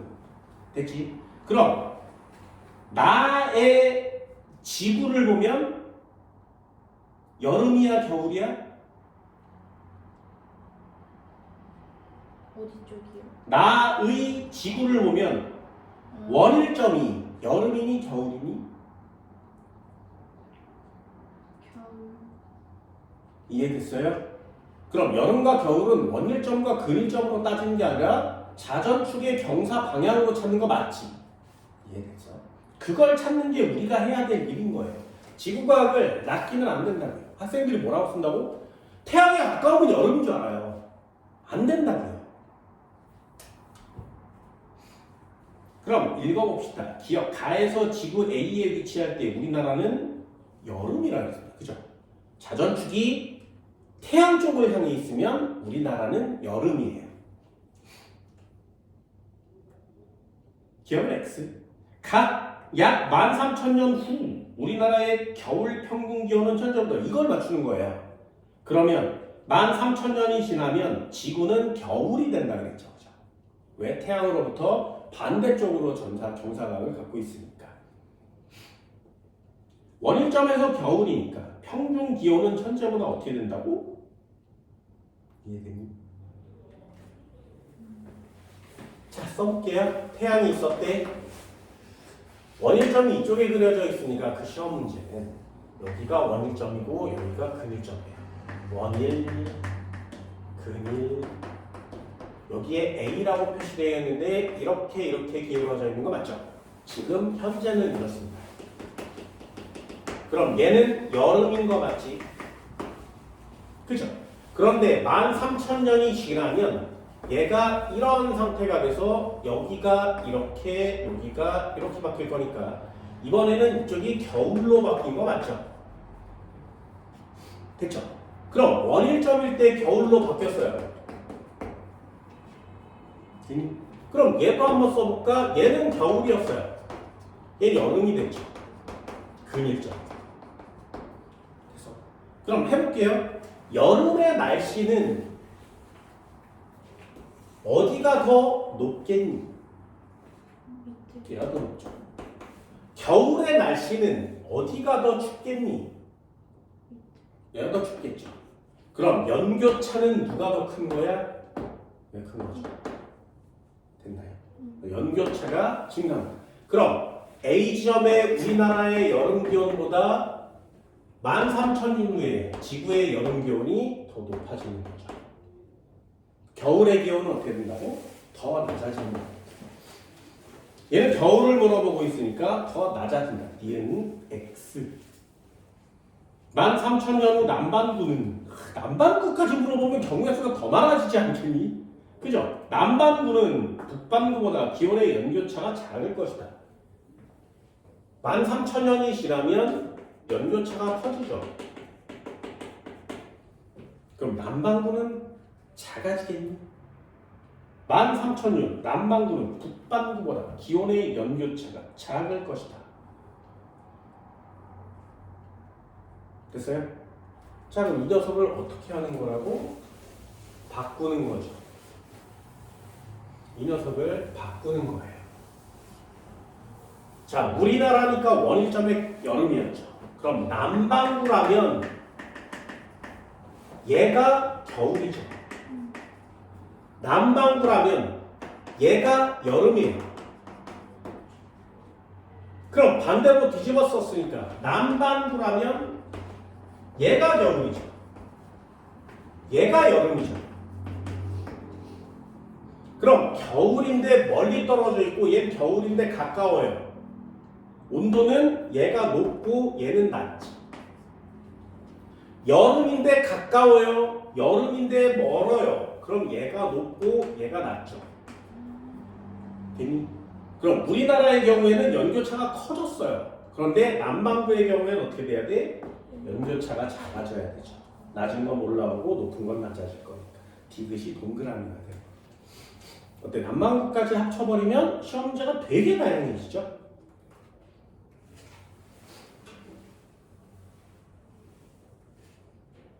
이해했어요? 어렵지 않지, 그지?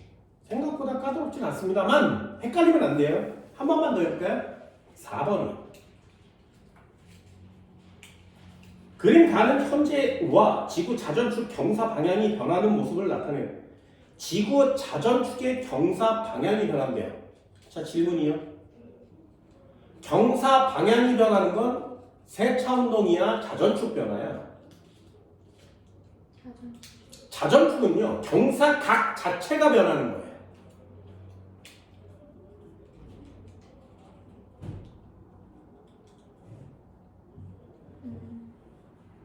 다시 한번.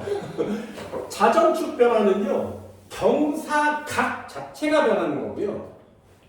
경사 방향이 변하는 건 세차 운동이에요. 됐니? 그게 가고요. 나는 자전축 경사각 자체가 변하는 거죠. 됐어? 그래서 가와 나는 완전 상황이 다른 거예요. 그럼 가는 세차 운동이 일어났는데 이런 거 따져볼까요? 태양에 가는 애가 있었는데 원래는 현재가 이렇죠. 여기에 지구가 있었어. 자전축이 어떻게 돼 있다고? 이렇게 생각해요. 지금 지구는 여름이니 겨울이니 남반구, 북반구의 경우에 우리나라는 네, 우리나라 겨울이에요. 태양의 반대쪽으로 있으면 겨울입니다. 우리나라. 그럼 얘가 이렇게 있었는데 태양을 기준으로 지구가 이렇게 돌고 있는데 태양이 여기 있어. 지구가 이쪽 방향을 향하게 되면 우리나라는 여름으로 바뀌겠죠. 요금 몇 년 걸린다고? 네, 요 13,000년. 왜? 이 녀석은 세차 운동이니까. 됐죠? 얘가 자전축의 방향 변화예요. 그럼 자전축의 기울기 변화는 요게 23.5도였는데 요 녀석이 이렇게 와서 태양은 여기 있고요. 자전축의 기울기 방향은 똑같죠? 방향은 똑같아요. 하지만 각도가 21.5도밖에 안 줄어든 거지. 자, 그럼 여기서 여기 오는데 몇 년 걸린다고? 29,000. 아니요. 25,000은 21.5에서 24.5를 갈 때 25,000이에요. 최소값에서 최대값까지 가야 되죠. 근데 지금 지구는 23.5예요. 아직 24.5까지 안 갔지. 그러니 25,000은 아닐 거라고요. 됐어요? 시험제 되게 다양한 거 맞지? 그럼 여기는 시간 개념을 잘 못 물어봅니다. 이게 갔다 되돌아온 건지 바로 쓴 건지를 잘 모르니까 자, 물어볼까요? 가에서 지구가 근일점에 위치할 때 남반구는 여름이다. 이게 가죠. 근일점이네. 그럼 여기에 남반구 여름이니? 네, 우리나라 겨울이니까요. 남반구는 여름이겠죠. 맞아요? 가가 밑에 아니에요? 네, 가는 여기죠. 우리나라가 여름이 됐으니까 남반구는 겨울이 되겠죠. 기억은 X. 가에서 북반구의 연교차가 현재보다 커진다. 나와서 이런 거 풀라 그랬습니다.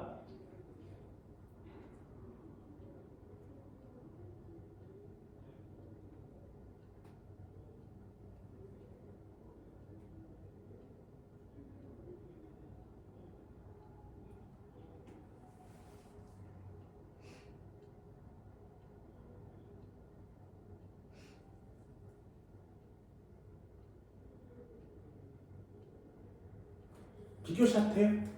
얘 현재는 지금 우리나라는 근일점의 겨울맞지. 그죠? 그럼 여기가 되면 우리나라는 근일점의 여름 맞죠? 그럼 근일점의 겨울일 땐 뜨거워 차가워? 네. 그럼 연교차는요? 네, 연교차 작아요. 네, 이렇게 되면 연교차는 커져요. 됐나요? 그럼 연교차가 커진다. 연교차가 커진다. 이해는 동그라미야. 나일 때 연간 지구에 입사하는 태양 복사 에너지 양은 현재보다 어떻니? 그럼 지구의 기울기가 이렇게 변하면 지구의 태양 복사 에너지 양은 커져 작아져?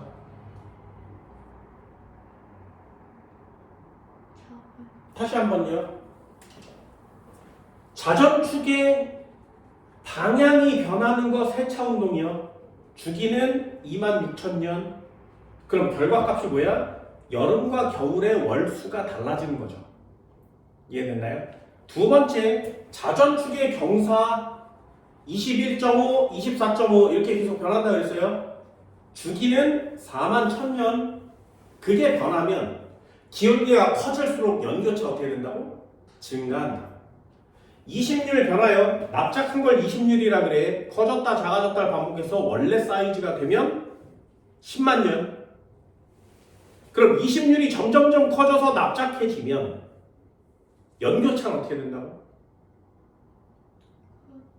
20률이 커져서 납작해지면 연교차 어떻게 된다고? 됐어요? 아까 여기다가 써줬는데 요 화살표 아니에요 이렇게 얘기까지 했습니다. 이해됐어? 이게 마지막이요. 그럼 1, 2, 3번까지 정리하는 동안에 태양 복사 에너지량 해본 적 있어? 없어요. 태양 복사 에너지량은 누구 때?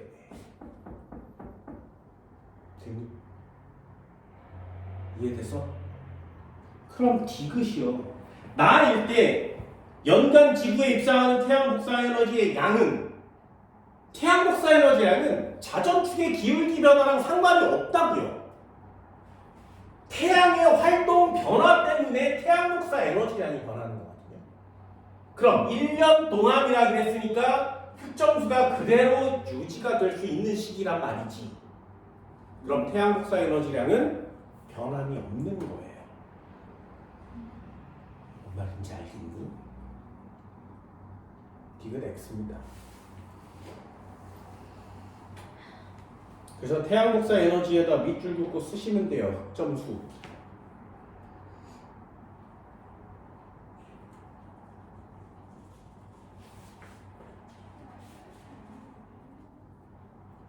이런 단어 읽을 수 있겠어요? 외적 요인이 헷갈릴 수 있어요. 그러니까 꼭 반드시 내가 할 수 있는 건 아니니까 좀 잘 체크해 줍니다. 자, 가실까요?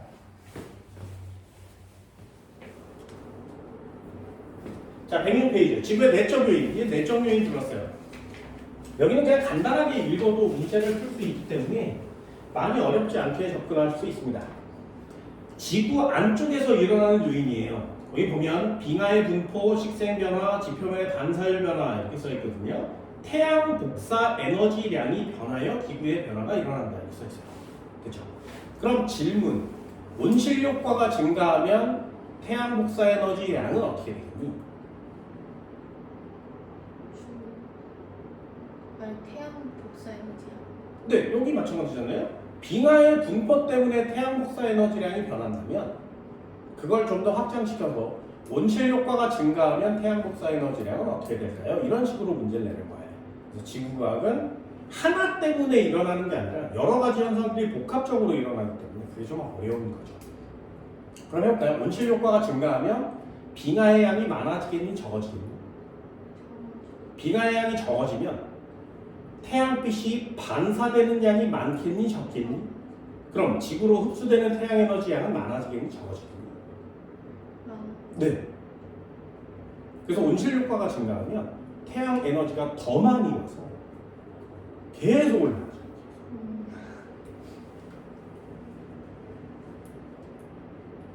숲에 나무를 베면 숲에 나무를 다 베버리면 태양 복사 에너지가 있나요?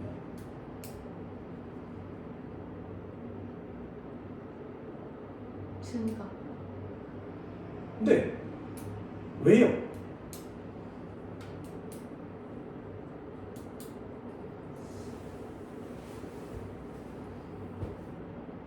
이해됐어요?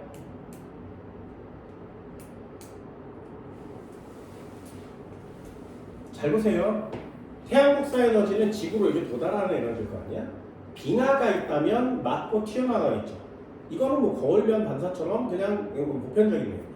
그러니 반사가 줄어들면 태양 복사 에너지량이 많아지는 거 맞지?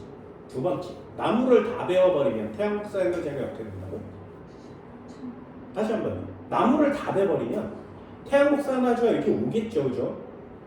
그럼 나무가 있다면 걔를 흡수해 먹을 거 아니야, 이렇게? 근데 나무가 없어졌죠. 그럼 태양 복사 에너지가 바닥에 닿겠지. 그러면 반사예요. 이해됐어요? 그때 좀 다른 개념으로 접근해야 되는 거 맞지? 그러니 나무를 다 베어버리면 태양 복사 에너지량은 감소합니다. 그럼 원실 효과를 줄이려면 나무 다 베버리면 돼요.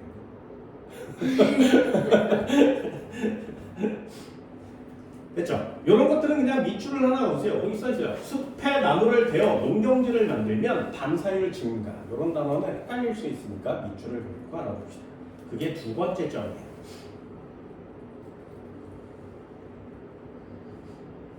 대기의 투과율 변화, 큰 화산이 폭발하여 많은 양의 화산재가 분출되면 화산재가 태양빛을 반사시켜서 대기의 투과율이 감소합니다. 지표에 도달한 태양 복사 에너지량이 줄어들어서 지구의 평균 기온은 낮아집니다. 온도가 높아지고 낮아지고 이런 것들을 우리는 신경을 많이 써야 한다는 거죠. 아래쪽에 수륙 분포의 변화도 있습니다. 대륙과 해양은 열 용량과 반사율이 다르므로 판의 운동으로 대륙이 이동하여 수륙 분포가 변하면 에너지 출입의 변화, 해류 흐름의 변화 등이 나타나서 기후변화가 나타날 수 있다. 됐나요? 그럼 질문이요. 대륙이 막 이동할 거 아니야? 그럼 아시아가 지금 큰 대륙이잖아요. 그 대륙이 북반구에 있죠. 걔가 이동해서 적도로 내려가면, 보세요. 아시아가 움직여서 적도로 내려가면 지구의 온실 효과는 커지겠니, 작아지겠니?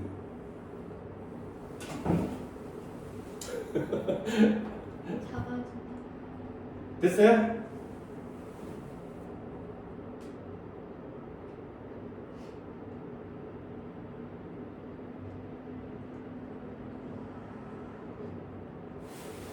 그 책에도 빨간 글씨 보이죠, 그죠? 됐나요? 거기에 밑줄 하나 하세요. 대륙이 적도 지역에 많이 분포하면 태양 복사 에너지의 흡수량이 많아져서 이렇게 쓰는 거예요. 온난화가 어떻게 된다고? 강해진다고.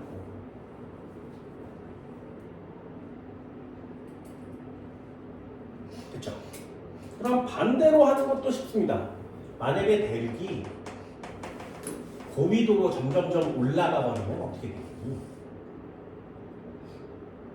됐나요? 그럼 지구가 있었는데 대륙이 여기 이렇게 있다가 이 끝으로 이렇게 올라가 버리는 거예요. 그러면 대륙 전체가 추워지겠죠. 그럼 고위도로 올라가면 빙하는요. 원래는 빙하가 많이 없었는데 올라가면 빙하가 많아지겠지. 그럼 빙하가 많아지면 반사율은요? 커져요. 그럼 태양 복사 에너지의 양은 줄어요. 그럼 전체적인 기온은 감소하는 거죠. 그럼 지구 온난화는 약화되는 거죠. 그런 내용들을 이해하시면 돼요. 위쪽으로 올라가는 게 훨씬 괜찮죠. 우리는 빙하라는 단어에 좀 익숙하거든요. 그래서 빙하로 문제를 맞추시면 됩니다.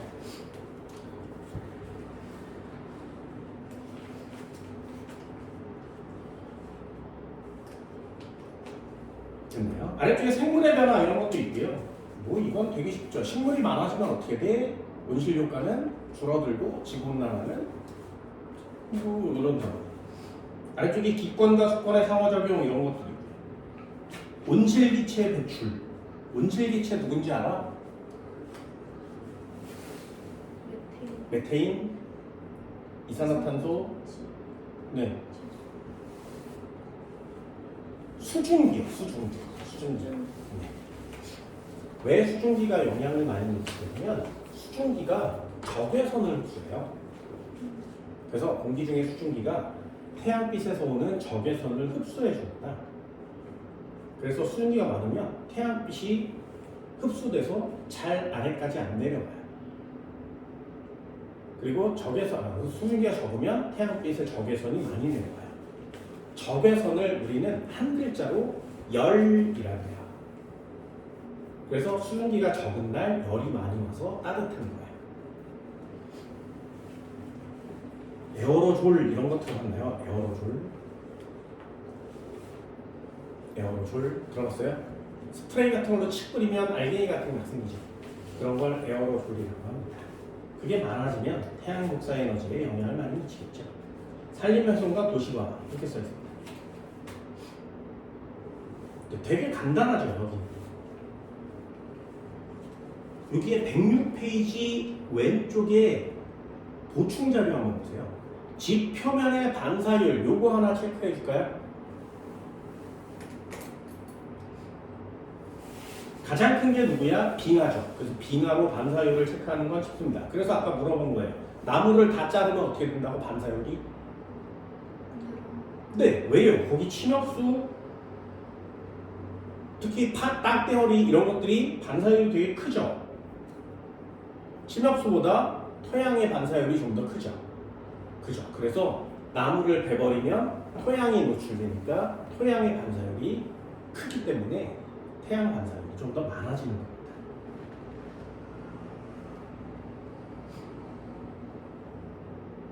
이해됐어요? 여기도 그냥 간단하게 정리 한번 해볼까요? 2번 내점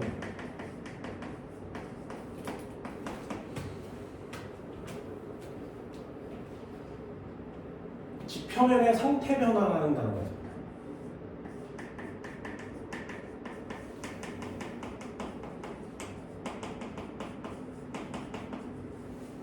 지표면의 상태 변화. 여기는 두 가지만 신경 쓰시면 되는데 이 두 가지가 그렇게 어렵지는 않아요.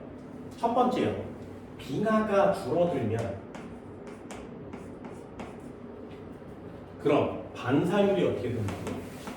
네, 반사율은 감소하겠죠. 그럼 결론이요. 반사율이 감소하면 지구에 도착하는 태양 복사 에너지입니다. 네, 증가해요. 그럼 지구는 점점 따뜻해지죠. 두 번째, 숲의 면적이 줄어듭니다. 반사율은 어떻게 되니?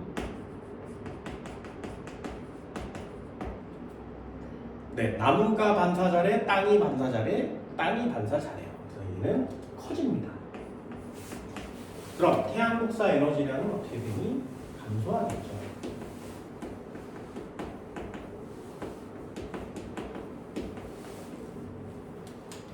됐죠? 이런 것들을 신경 써주시면 돼요.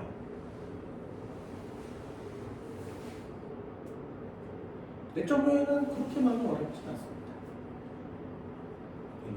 두 번째요. 대기의 투과율 변화 이런 거 있어요.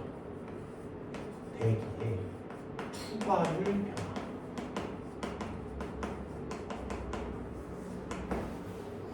그럼 대기의 투과율 뭐가 영향을 미친다고? 화산 같은 게 폭발해서 화산재가 분출되면 이렇게 쓰는 거죠. 그렇죠? 그럼 얘들은 몇 가지가 있는데 그 얘들을 좀 보시면 가장 대표적인 예가 화산재입니다. 화산 폭발이 일어나면 투과율은 어떻게 되겠니? 그러면 이렇게 내려서 투과율 감소하죠. 이렇게 체크하는 거예요. 그럼 투과율이 감소한다는 게 뭐야? 태양 에너지가 대기를 뚫고 지구까지 와야 되는데 투과율이 감소합니다. 그럼 태양 복사 에너지는 많아지니 적어지니? 적어져요. 아니요. 그래서 중요한 단어가 있는 거예요. 태양 복사 에너지는 많아지니 적어지니? 얘는 기준이란 게 필요합니다. 지표에 도달하는 태양 복사 에너지 이렇게 쓰는 거예요.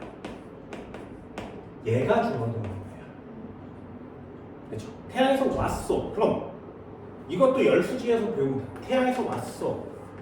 백이 왔었는데 지구가 있었는데 대기가 있었어. 맞고 반사를 30을 한대요. 그럼 나머지가 지구로 흡수된 양인데 얘가 70인 거지. 그럼 반사가 증가하면 얘가 감소하는 거고요. 반사가 감소하면 얘가 증가하는 거 맞죠? 그럼 이 70은 반사 때문에 정해지는 값인데 얘는 지구의 대기야, 지표야, 어디야? 합쳐서예요. 됐나요? 그러니까 반사는 30이면 70, 20이면 80, 40이면 60, 누가? 지구 전체가. 그렇죠? 그래서 여기에 태양 복사 에너지라는 지구에 도달하는 거고요. 얘는 대기가 이렇게 있는데 여기를 추가 못하는 거지, 그치? 반사 30 했어. 그럼 들어온 양은 전체 얼마야? 70이에요. 그런데 여기를 추가를 못하면 지구에 도달, 지표에 도달한 양이 나오는 거야. 그래서 이 단어가 필요합니다. 지표에 도달하는 태양 복사 에너지 양이 감소하는 거죠. 그럼 우리는 지표에 살고 있으니까 지표의 표면 온도 또는 전체 기온이 감소하는 거죠. 이런 단어들을 혹시 꼭 체크해 주시기 바랍니다.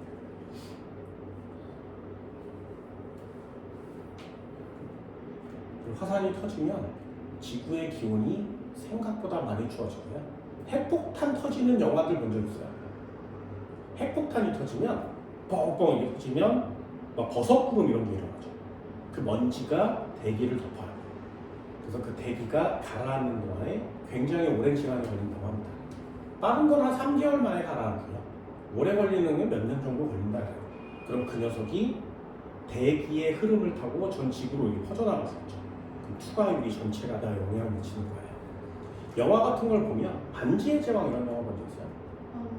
그럼 왕자의 게임 이런 그거는 19금이죠. 네. 중세 시대가 나오는 영화를 보면 추워요. 그리고 어두워요. 겨울이에요. 그리고 사람들이 다 굶어 튀셔요. 그래서 막 폭동을 일으키고 전쟁을 하고 이러는 거거든요.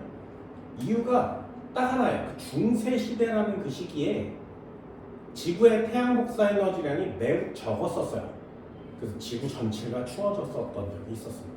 그래서 그 시기가 사람들이 살기 굉장히 어려운 시기였던 거죠. 화산 터진 기록은 되게 많습니다. 백두산이 터진 기록도 전 세계에 남아있고요. 그리고 폼페이 화산이 터진 기록도 전 세계에 남아있고요. 어디 남아있어? 남극 빙하 속이에요. 남극은 아래 있잖아요. 거기는 화산이 거의 없어요. 대륙이니까. 그런데 위쪽 북반구에서 화산이 터진 애가 그 화산재가 이렇게 가서 남극에 쌓여 있는 거죠.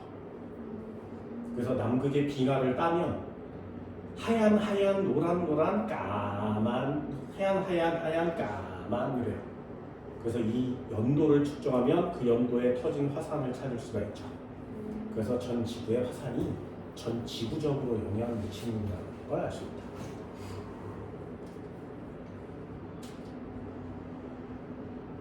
남극도 빨리 파봤으면 좋겠는데 남극에 우선이 있다 이런 것도 있고요.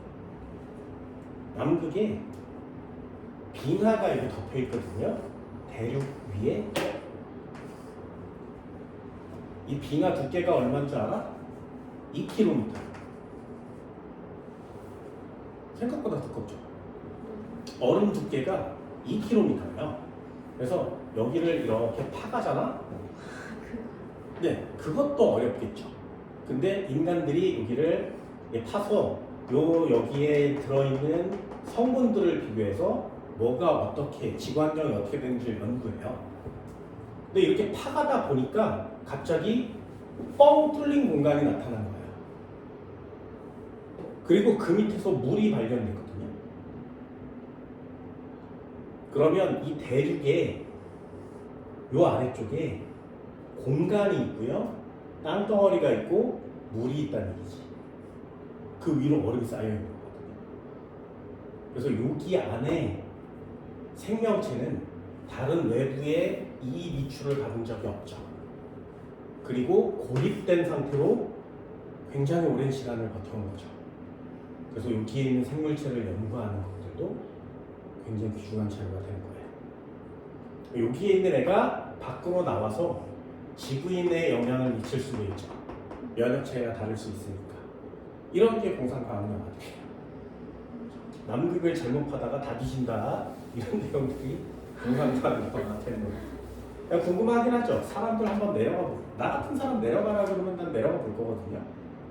궁금하니까요. 근데 안 불러요. 나는 안 불러.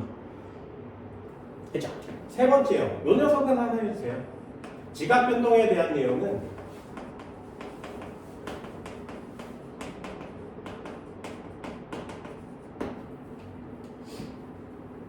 대륙 또는 수륙 분포, 이 변화가 일어나면 날씨가 변하게 됩니다. 아까 얘기한 것처럼 둘 중에 하나를 할 건데 이렇게 헷갈리는 건 둘 중에 하나 하세요.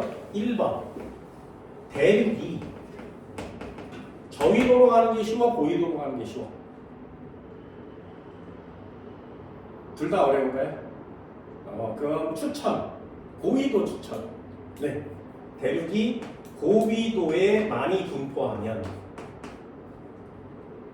됐나요? 그러면 대륙이 고위도로 많이 분포하면 한 단어만 풀 수 있는 키포인트 단어 한 단어만 빙하의 면적은 어떻게 되니? 네, 빙하의 면적은 증가해요. 됐죠? 그럼 요걸로 찾는 거예요. 저기랑 똑같이 반사율 어떻게 돼? 네, 반사율이 늘어나니까 태양 복사 에너지량은 어떻게 되겠니? 감소하겠죠. 그럼 지금보다 기온은 조금씩 낮아질 거예요.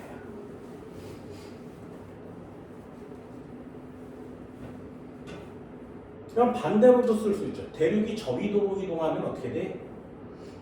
그러면 요걸 반대로 쓰시면 돼요. 그렇죠?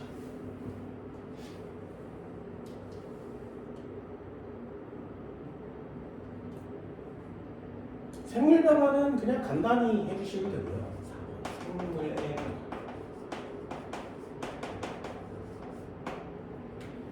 예전에는 뭐 중생대는 살기가 되게 좋았다고 합니다. 따뜻했대요. 빙하기도 없고. 그러니 공룡이 그렇게 오래 살 수밖에 없었던 거죠. 살기가 너무 좋으니까. 왜 살기가 좋았을까요? 이걸 과학자들이 연구하기도 합니다.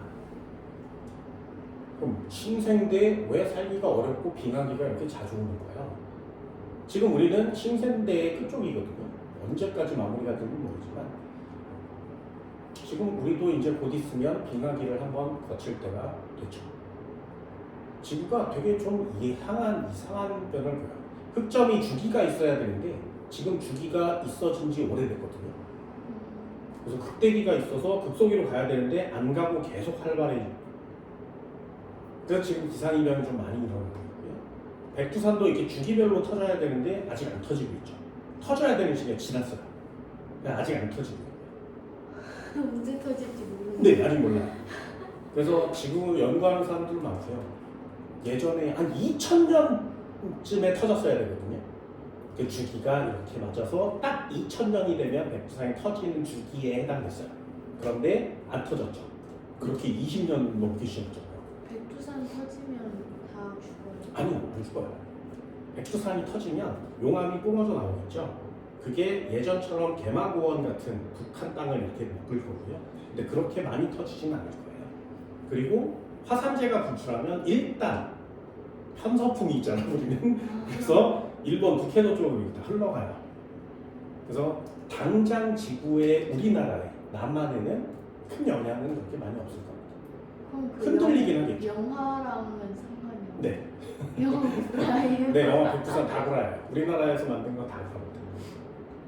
만약에 그 녀석이 진짜 생각 예상보다 훨씬 더 많이 터져버리면 원래 그 백두산이 평지였다가 화산이 터지면서 산이 되는 거잖아요. 그래서 이만했었어요. 지금보다 한 2배, 2배 반 컸다 그래요. 그런데 두 번째 터진 거죠. 그래서 이렇게 해서 터진 거예요. 그래서 지금 백두산은 굉장히 낮아진 상태고요. 폭발한 애들이 다 날아간 상태고요. 그래서 이번에는 세 번째 터지고 네 번째 뭐 이렇게 많이 터질수록 점점점 낮아지겠죠. 이렇게. 그러니 생각보다 피해는 그렇게 크지 않을 거다라는 게 과학자들의 예상이에요. 단 후지산이 터지면 위험할 수 있죠. 왜요? 후지산은 터질 가능성이 좀 높아요. 땅바닥으로 이렇게 해부처럼 내려가고 있거든요. 그래서 일본이 조금씩 이렇게 기울어지고 있죠. 그리고 땅이 점점점 없어지고 있어서 도쿄 부분이 이렇게 좀 내려가고 있어요. 그럼 여기 해수면이 올라오면 도쿄를 먹어버리겠죠. 근데 문제는 얘가 조금씩 내려가면 이거 옮길 수 있어요. 근데 얘가 안 내려가고 있죠. 내려가다가 멈췄어요. 지금 좀 멈춰있는 상태거든요.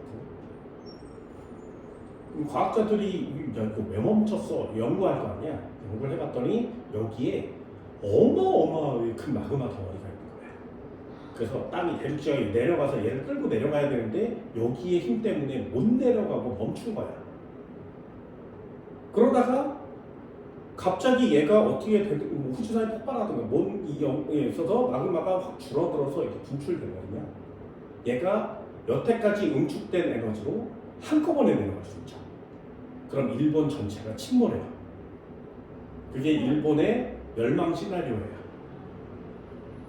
그러니까 우리는 막 AI가 발달해서 인간 죽여 이럴 건데 걔네들은 조금 있으면 일어날 수 있는 일이기 때문에 얼마 안 남았어. 그래서 거기 어떡해. 지역을 난카이라고 해요. 그래서 바닷속에서 지진이 계속 일어나는 거죠. 헐. 아직 일본 한 번도 못 가봤는데. 그래요, 빨리. 이 일본이 이렇게 졸라 크거든요. 여기 홋카이도가 있고요. 여기 섬 하나가 있고 여기 섬이 총 4개도 있어요. 왜요? 북해도예요. 내가 얼마 전에 도쿄를 여행 간 적이 있어요. 도쿄 여기 있어요. 오사카는 여기 있고요. 후쿠오카 여기 있어요. 도쿄 여기 있거든요.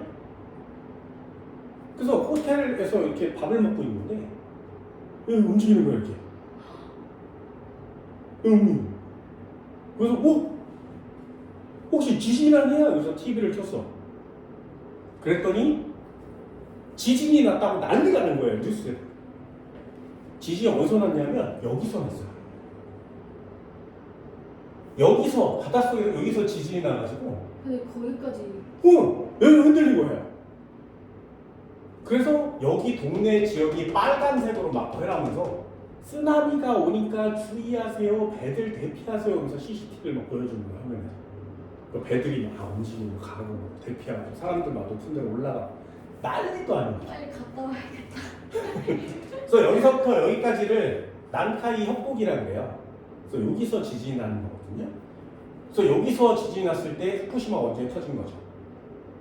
그 여기서 무슨 지진이 어떻게 났느냐에 따라 다른데 이게 하나의 판으로 이렇게 이어져 있어서 어디서 지진이 일어날지 몰라요. 만약에 이 지진이 여기서 일어난다면 도쿄를 지탄할 수 있겠죠. 그리고 한 번 무너지면 이 전체 판이 한꺼번에 다 내려갈 수 있거든요. 여기가 다 무너지게 되면 얘는 이렇게 기울어져서 난리가 날 겁니다. 후지산이 여기 있어요. 여기서 빵 하고 터지면 이 섬이 전체가 어떻게 변할지 모르죠.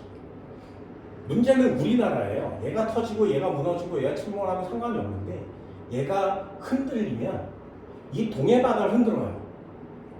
그럼 동해바다의 쓰나미가 우리나라 쪽으로 일본 쪽으로 이렇게 가겠죠. 일본은 이렇게 기울어져 있으니까 이쪽에서 오는 쓰나미는 그렇게 큰 영향이 없어요. 여기서 직접 오는 쓰나미가 영향이 크거든요. 그럼 우리나라로 오는 쓰나미가 생기겠죠. 그게 얼마나 크냐에 따라서 좀 달라질 텐데 태백산맥을 넘느냐 못 넘느냐의 싸움이거든요. 그럼 결국에 강원도부터 이렇게 아래쪽으로 이쪽 해안선이나 또는 아래쪽에 울산, 포항, 부산 이쪽은 난리가 날 수 있는 거예요. 그래서 쓰나미가 좀 크면 좀 대형으로 크면 일본이 망할 정도 대형으로 크면 그게 태백산맥을 넘어서 넘기만 하면 끝나는 거죠.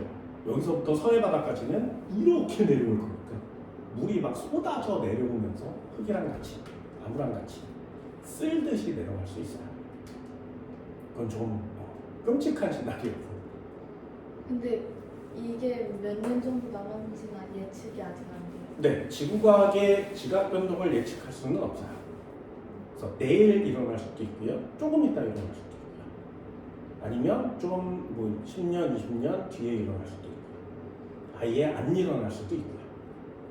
근데 가능성은 되게 높아서 지금 일본 전체가 다 초긴장이에요. 그래서 어딘가에서 지진이 한번 일어나면, 특히 이 부분에서 지진이 한번 일어나면 모든 방송이 다 그거만 해요. 일본아 다 지진 났다 이러면서 그거만 하고. 후쿠오카에 여기 있거든요. 여기에서도 진동을 느낀 사람이 유튜브에 올리는 거죠. 그러니 일본 사람들은 매일매일 지진이 언제 어떻게 일어날지를 막 초조하고 긴장하면서 살아야 되잖아요. 그러니까 우리나라에 사는 게 당연스럽고요. 회의 전에 빨리 올라오도록. 화상 끝나면 바로 나와요. 빨리 갔다 오세요. 좀 이쪽에서 먼 쪽, 좀 갔다 오시면 돼요. 빨리 갔다 오세요. 어떻게 될지 모르겠고. 나도 기대는 좀 그렇고요. 좀 보고 있습니다. 지구상에 화산이 두 군데가 아직 두 군데 남아있는데, 이 일본 후지산 부근에 지진과 화산이고요. 그리고 미국에 우리 지구에서 가장 큰 화산이 있어요. 미국에. 그걸 옐로우스톤이라고 해요. 돌멩이가 다 노란색이어서 옐로우스톤인데 여기가 국립공원으로 지정되어 있거든요. 엄청나게 넓은 땅이 다 공원이에요. 그래서 사람들이 여기를 이렇게 걸어 다니는 거예요. 차 타고 다니면서. 여기 가면 땅에서 온천수 같은 게 올라와서 이런 데 호수가 이렇게 있는 거예요. 그리고 간헐천이 와 뿜어져 나오는 데도 있고, 여기를 구경하러 다니는 거야. 근데 평평해요. 그래서 막 차를 타고 돌아다니기도 하고 걸어 다니기도 하고 이러거든요. 너무 넓은 거예요. 그래서 사람들이 야 이거 대륙에 이 가운데쯤 있는데 이게 왜 온천이 여기서만 이렇게 뜨겁지? 연구를 해본 거야. 그랬더니 이 평지 맨 끝에 이렇게 높은 산이 있는 거예요. 이 평지 맨 끝에 이렇게 높은 산이 있는 거예요. 그래서 이게 그냥 우리가 흔히 보는 뭐 무슨 산, 남산 이런 산인 줄 알았대요. 근데 이 산이 이렇게 동그랗게 이 공원 전체를 거의 감싸고 있다시피 하는 거야. 근데 이게 너무 넓고 그러니까 이 산들이 굉장히 빨리서 이렇게 보이는 거죠. 별로 높지도 않고. 그래서 이게 그냥 언덕 산인 줄 알았대요. 근데 나중에 이 지질 조사를 다 해봤더니 생성 시기가 다 비슷한 거예요. 그래서 이 내부 구조를 다 찾았더니 이게 화산이야. 저게 터지면은 그러면 미국의 한 3분의 1 절반 정도가 없어져요. 그래 이게 터지는 영화가 2012라는 영화예요. 지구 멸망 프로젝트. 지구가 멸망해서 거대한 배에 사람들을 태우고 아프리카로 이동해서 살게 된 그런 영화거든요. 궁금하죠? 이게 터지면 쓰나미가 한 30에서 300m 정도 된다고 합니다. 그럼 지구를 전체 다 덮고요. 영화에서는 이 쓰나미가 히말라야 산맥을 넘어요. 영화에서는. 그래서 티벳, 네팔 이런 데가 다 물바다가 되고 이런 느낌. 가능하죠. 가능하죠. 그 지구 전환은 조금 있으면 일어나기도 하고요. 좀 나중에 한참 걸릴 때도 있을 겁니다. 5번째요. 기권, 수권. 수권의 상호작용. 이 상호작용이 변하면 이런 내용들이 나타나겠죠. 여기에 해당하는 내용이 엘니뇨라는 내용. 그게 내적용에 해당하는 내용. 그래서 이 중에 가장 우리한테 직접적으로 짧은 시간 내에 와닿는 게 누구야? 지표면의 생태 변화가 일어나기는 좀 쉽지가 않죠. 숲을 다 버릴 때까지 시간이 오래 걸리니까. 화산이 그렇게 지구에 엄청나게 영향을 미칠 만큼 큰 화산은 아직 안 터집니다. 수력 분포가 변하려면 무슨 기처럼 오랜 시간이 걸리겠죠. 생물 변화도 급격하게 많이 일어나지는 않거든요. 예전. 엘니뇨 라니냐는 지금 지구인들한테 가장 큰 영향을 미치는 내적 요인이 되는 겁니다. 그래서 이걸 따로 떼서 엘니뇨 라니냐를 그렇게 많이 배우는 거예요. 됐어요? 그럼 이 뒤쪽 내적 요인보다 외적 요인이 훨씬 외워야 되는 내용도 많고 헷갈리는 내용도 많지. 그런 것들 좀 공부해 볼 수 있도록 합시다. 네, 그럼 여기까지 할게요.